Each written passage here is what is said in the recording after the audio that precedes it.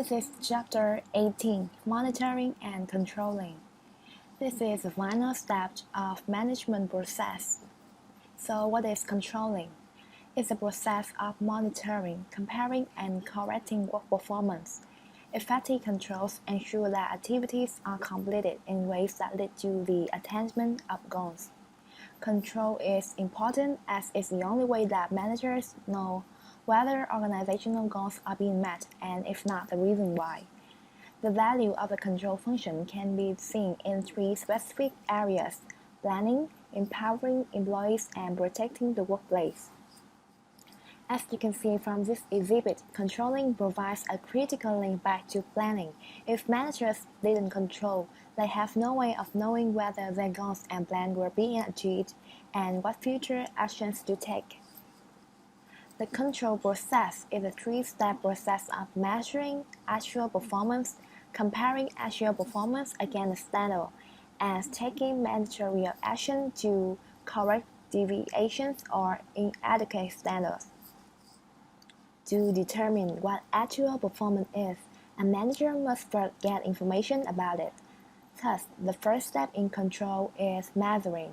Four approaches to measure and report actual performance is personal observations, statistical reports, oral reports, and written reports.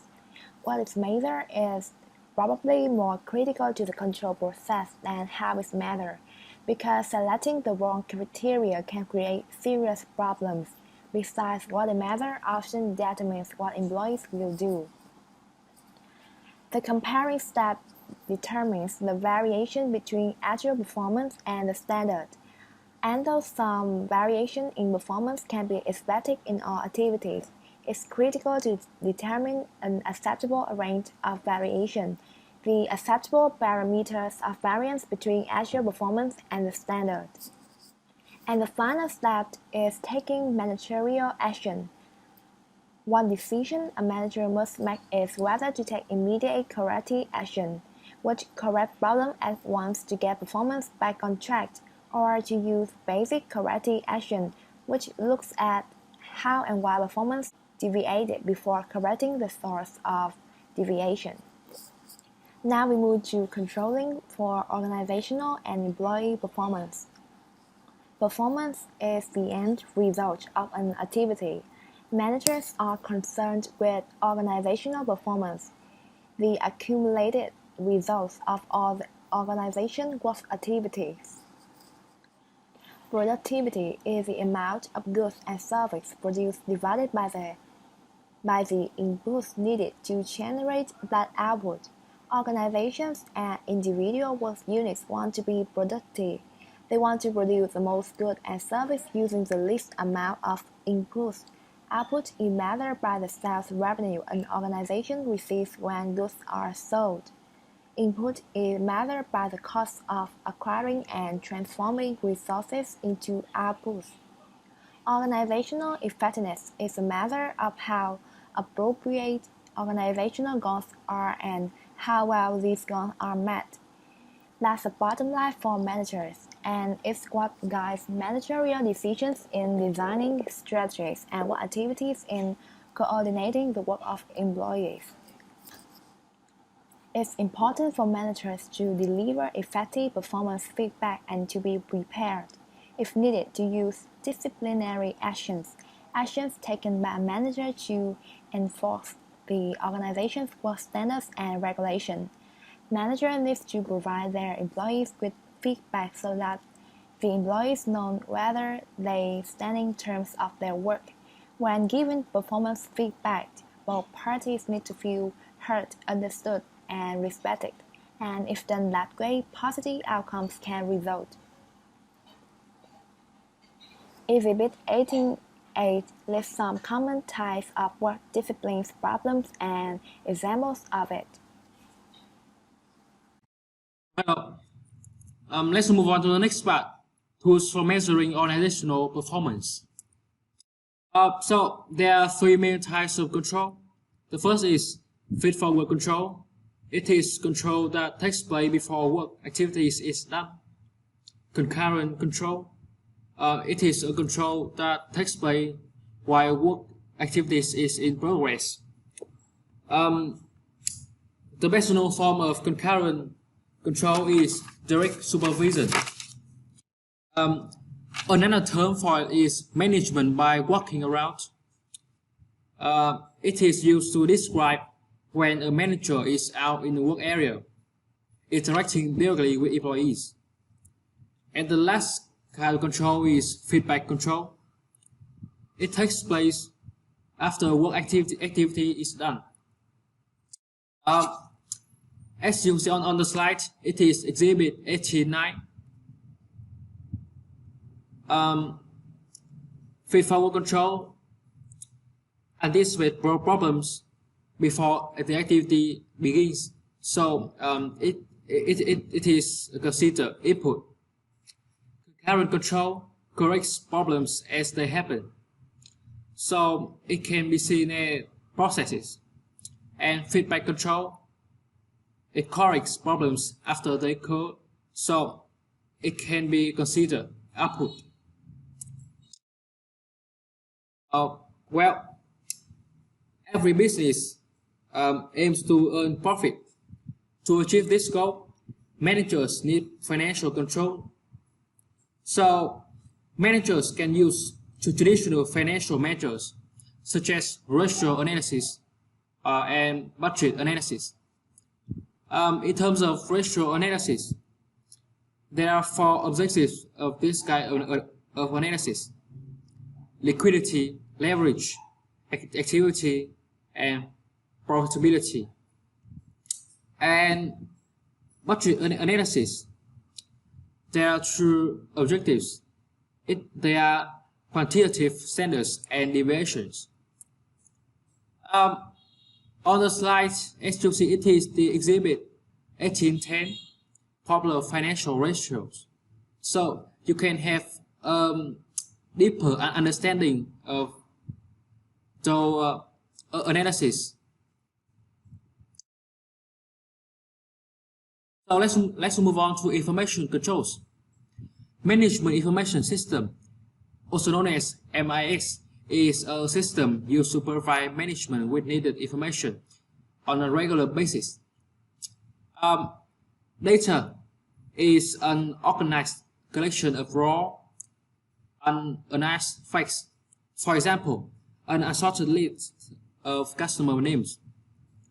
And information is data that has been analyzed and organized such that it has value and relevance to managers. Balanced scorecard is a performance measurement tool that examines more than just the financial perspective. It can measure a company's performance in 4 areas: financial, customer, internal processes, and people innovation role assess.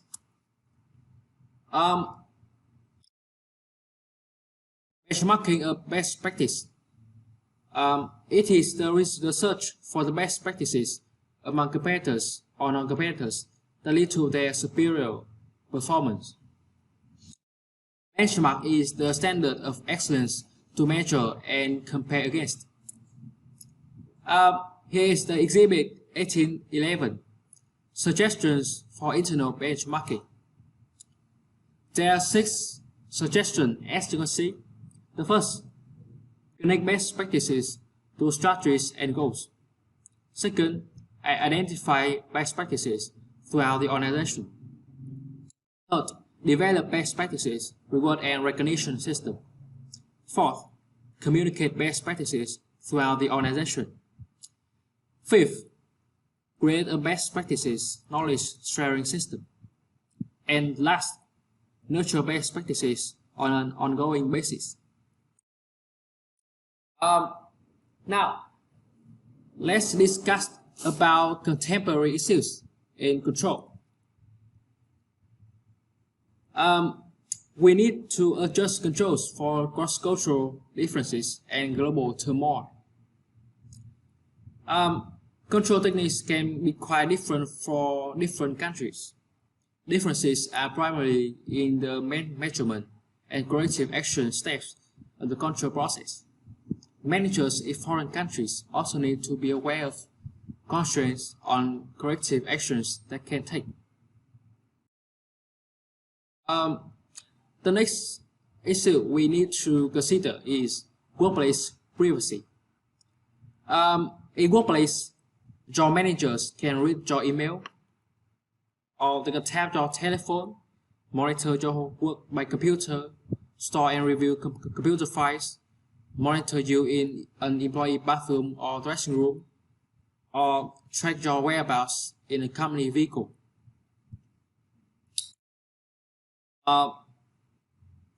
Next issue is employee theft.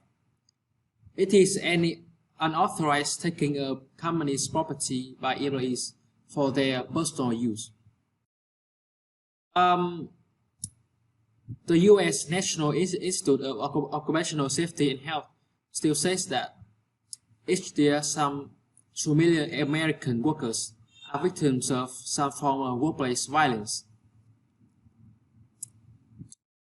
The exhibit 1812, controlling employee theft. So you can have a deeper understanding and look on the controlling employee theft.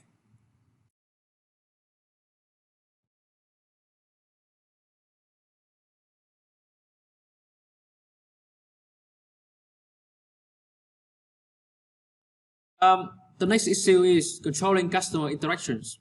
Service profit chain is the service sequence from employees to customers to profit. Corporate governance is the system used to govern a corporation so that the interests of corporate owners are protected. The role of board of directors, a group independent from management, looking out for the interests of shareholders who were not involved in the day-to-day management of the organization. So, thank you. So, hello everybody, my name is Queen, and today we'll present to you case application 1 of chapter 18, top secret. So, before answering the questions, we're going to summarize the case. So, head by Rick Knife, Visa head of global operation and engineering, has 130 workers. Maximum capacity is 24,000 transactions per second. Process over 100 million retail electronic payment from around the globe. Every day is connect up to 2 billion debit and credit card, millions of acceptance locations, 1.9 billion ATM, and 50,000 financial institutions. So, let's answer the first question. Is Visa being overly cautious? Why not? Why is this level of control necessary? So, from my point of view, Visa is taking the right measure to make sure their customer can continue to make safe purchase. With 150 million transactions daily, Visa needs strong and reliable protection from hackers seeking valuable data. This level of control is absolutely necessary for the trust people put into Visa, and a higher level of trust will lead to more customers. The second question is, which control would be more important to Visa? Feed forward, concurrent, or feedback? Explain. Concurrent control would be more important in helping Visa stay up to date on what's happening at any moment in the company. These control are update of present data that 130 computer technicians on hand and can use to monitor possible attempts or breaches in security. Next question is, what other managerial control might be useful to the company? So, appropriate control can help managers look for specific performance gaps and area for improvement. For Visa, they need to keep their OCE location top secret as a preventative measure from any breaches of top secret information. the last question is, what could other organizations learn from visa approach? So other organizations can learn how to secure the information from visa approach. Replicating a similar security measure will limit the opportunity for employee theft and hacking situation. That is the end of my presentation. Thank you for listening. Well then, now let's come to the case application 2 of chapter 18. Well, about the case is about a petroleum company care about only the profits and they ignore all the emergency signs and they cause a disaster. So let's move on to the questions. What types of control do I think would have been the most useful in the situation? Well, I think it will be the feed-forward control because you can carefully check everything. You can double-check the goal. And the concurrent control, the reason why I choose it because this can give me the time to respond to the matters. Using the exhibit 18.2 explain what the petroleum company could have done better. Well, they could have measured the problem and prevent the problem from happening instead of focusing only the profits, and they completely ignore the red flags. Why do I think the companies ignore the red flags? How could such behavior be changed in the future? Well, the only thing I could say to these matters is because there is a lack in the employees' trainings, because really their performance is really poor. Well, regular meetings should be held frequently to check everything again. If everything is okay, then that's okay. What could other companies learn from PP's mistake? Well, they could do better than PP in the social responsibility. They should centralize the social responsibility at their core value. They should improve their supervisions more often to ensure the safety for the community. This is the end of my case. Thank you. Hello everyone. So today I want to present to you the management practice of part 5. First I want to show you 5 questions of global sense. Here's the first question. What role do you think external factors such as the global economic downturn or a country's culture play in the levels of employee engagement discussed? So, external factors play a very big role in levels of employee engagement. To be detailed, global economic downturn can barely affect employees' engagement. It can lead to the stagnation or even the recession of corporations' business activities, which can result in employees being made redundant. A country's culture can play a major part in forming employees' attitudes to their work. For example, in countries like Germany, where discipline is highly appreciated, people will try to the best of their abilities to accomplish a task and mission, regardless of the external factors and situation. Next question. What role does an organization's motivational programs play in whether an employee is engaged or not? Discuss. Here's my answer. Motivational program of the organization represents a comprehensive set of measures and procedures in the field of human resource management, which builds on other activities of the management of the organization. It aims at influencing actively the working behavior or the performance and creating the positive attitudes of all staff to the organization. In particular, it's about strengthening the identification of interests of staff with the interests of the organization. It is also known as loyalty to the organization and the formation of employee interest in the development of their own skills, knowledge, and other dimensions of their active use in the working process. The third question: how might a manager's leadership style affect an employee level of engagement? Discuss. So there are 5 factors that make an effective managerial communication. The first is a clear, consistent message with the appropriate level of information. Second, the manager should communicate with openness and honesty with an authentic tone of voice. Of course, their communication should result from passion and connection.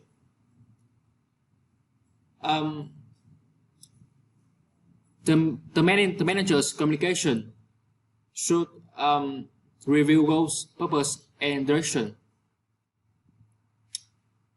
And they should communicate with clarity, transparency, measurement, and accountability. Fourth question: you are a manager of a workplace that has different generations. How will you approach engaging your employees? Do you think Gen Y employees are going to be more difficult to engage? Discuss. Well, the primary rule that must be observed is to respect the communication preferences of the recipient. In order to do this, one must become conversant and comfortable with every communication medium in use today. We must examine each one of these generational cohorts and their preferences. In my opinion, Gen Y employees are more difficult to engage compared to employees of other generations. They are individuals born from about 1982 to 1997. Therefore, they grew up with the internet and social network. As a result, they have so many forms and means of entertainment, which prevent them from completely concentrating on their own work.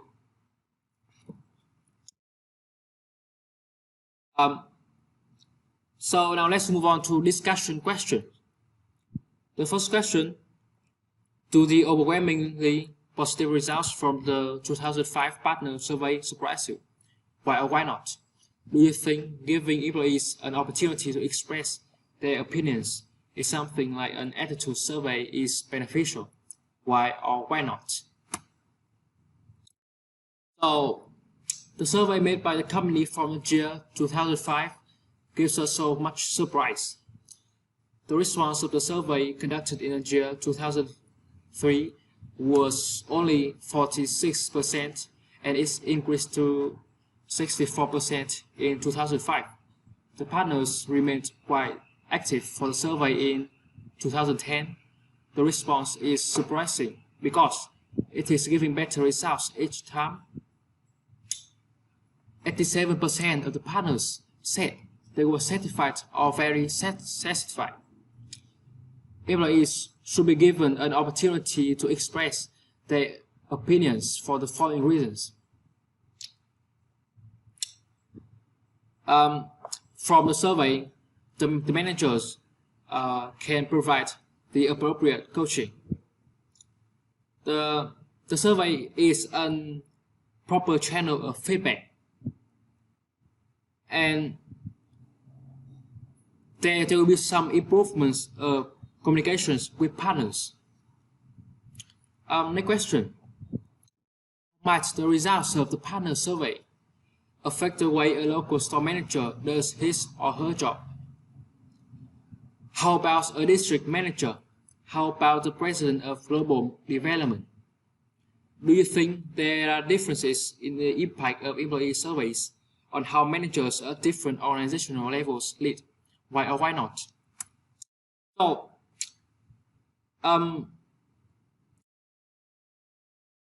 there are 3 effects of the survey's results on the way managers do their jobs. The effect on the local managers: they have to adjust their store's every operating plan to match with the staff expectations. In terms of district managers, they are the manager of managers, so they should care about their subordinates' attitudes and apply necessary changes to suit with their local characteristics. the president of global development. He or she should take a detailed consideration into employees' views in every region all over the world and launch suitable strategies for each area. As can easily be seen, the impact of employee surveys on how managers lead is different among organizational levels. Third question, as Starbucks continues to expand globally, what factors might affect partners' responses or partner view survey? What are implications for managers?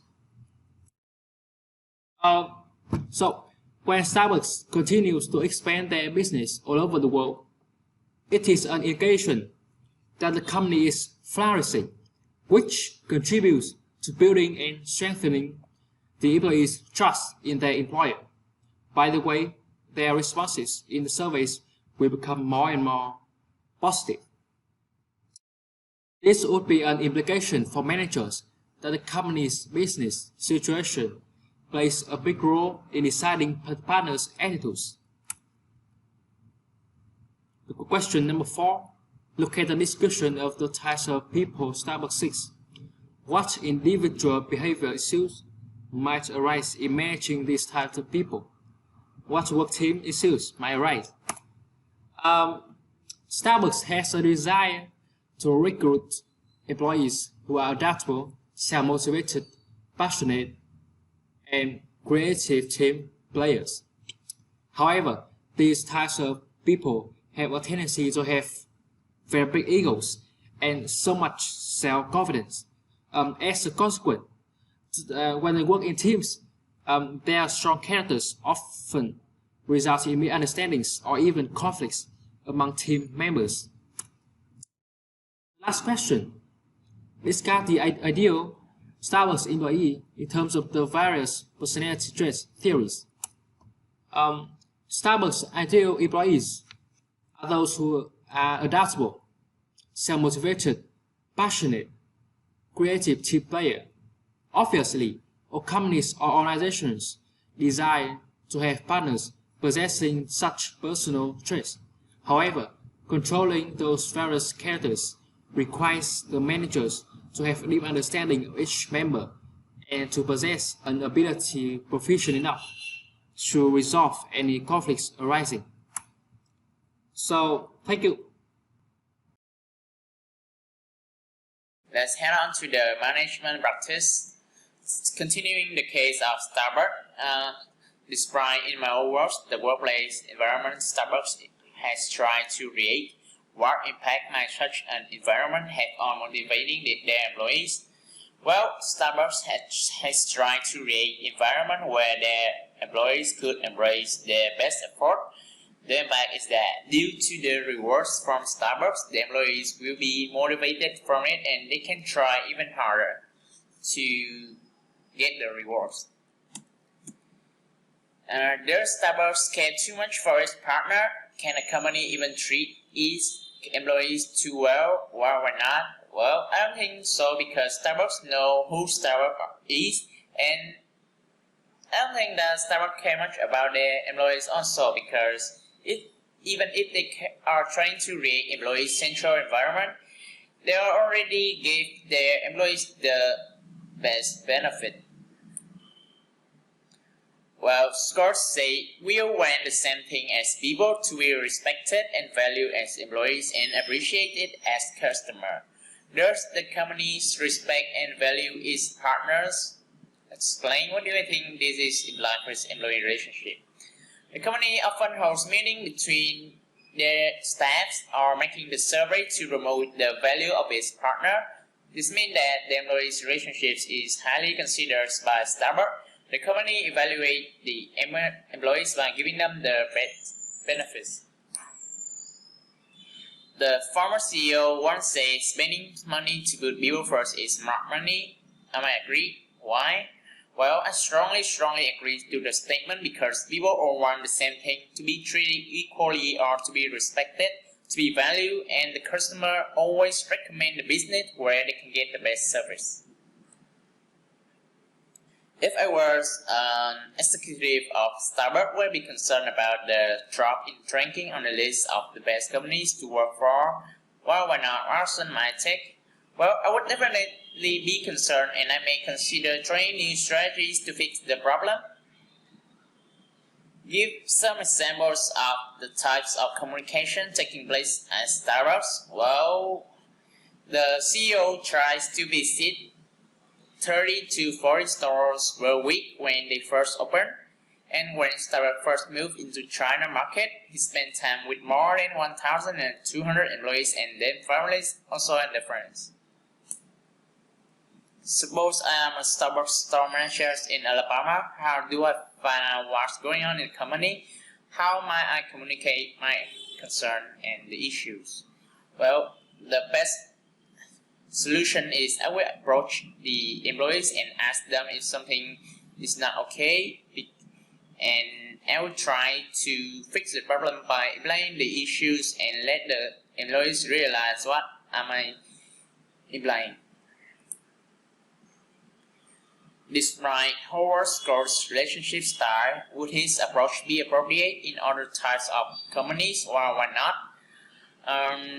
Howard is a transformational leader because he motivates, he inspires the organization to develop as individuals and be a part of a collective team to work towards achieving many objectives. Yes, because this style can, with the help of many opinions, organizations can have bigger data about their matters. Do I agree that leadership succession planning is important? Well, it's important because with succession planning, the leader can guide and support everyone to achieve their goals, their dream. What is Starbucks doing right with respect to the leading function? Are they doing anything wrong explaining? Well, they are doing just fine with the communication and the respect. The only wrong things here is maybe the way they process the survey. I think that they need to reallocate the structure in order to strengthen the clear communication between the organization. Okay, the last question. Which of the principles of the company influence the leading function of management? Explain how the one I choose would affect how Starbucks managers deal with individual behavior issues. Well, it must be principle to everything matters, because with this principle, managers can observe the issues among their company and staff. Moreover, they will be more concerned about their employees' productivity, so they may motivate their employees. Leader has to calculate on the different steps they may take in the future, because even the lightest mistake can lead to failure. Now we move to management practice part 6. And the first question, what companies might be good benchmark for Starbucks? Why? And what companies might want to benchmark Starbucks? Why? The companies which could be good benchmarks for Starbucks could be General Electric, Microsoft, and Marriott International. These companies can use Starbucks because of its excellence in various areas like customer service, globalization, and unit production. The second question, describe how the following Starbucks managers might use forecasting, budgeting, and scheduling. A retail store manager can use forecasting to predict the future sales based off of previous sales and also by interacting with the barista to know their customers better. Budgeting can be used to determine the revenue budget, estimating the revenue of the store, determining if the store is attaining its financial goals, operating the store, and determining the expense budget. A regional marketing manager can use forecasting by looking at competitors' information to figure out which new products could be used in expanding the market. They could also use forecasting in finding out what resources are available for expansion, as well as for finding out what product needs to be improved through the use of surveying. Budgeting can help a regional marketing manager with assessing how much money will be required for extending the coffee line. Profit budget has in determining the break-even analysis of coffee products and moreover has in setting the sales goals. Global managers can use forecasting to consult advisors about the market environment and allow them to observe the changes and trends in the coffee market and that are prevailing, predicting the change in coffee sales due to the fact that coffee is tied to soft drink in daily market penetration. Budgeting can be used as a tool to decide which aspects are cash costs, stars, or question marks and act in deciding where to invest. Scheduling will help the global manager in allocating resources and funds and also schedules to start a new project. And finally, the CEO utilizes forecasting to scan the environment for potential opportunities and threats to the company. This can also allow them to predict the tendency of developing a company. Budgeting involves profit budgets to predict how many resources are needed for the development of the company.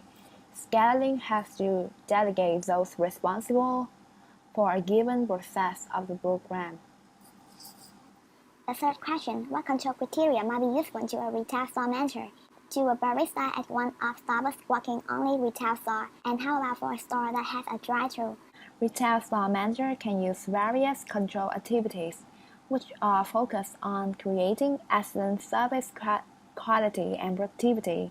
Barista could be trained in following all the procedures related to storage, handling, preparation, and service of products.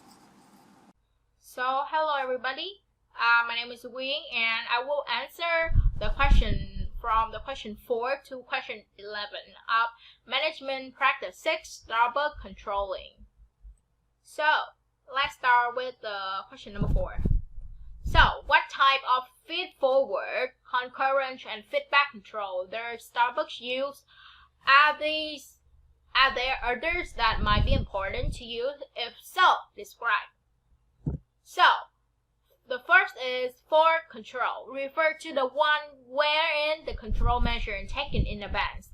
For example, Starbucks use forward control that provide control manual and training to all employees before they are on floor.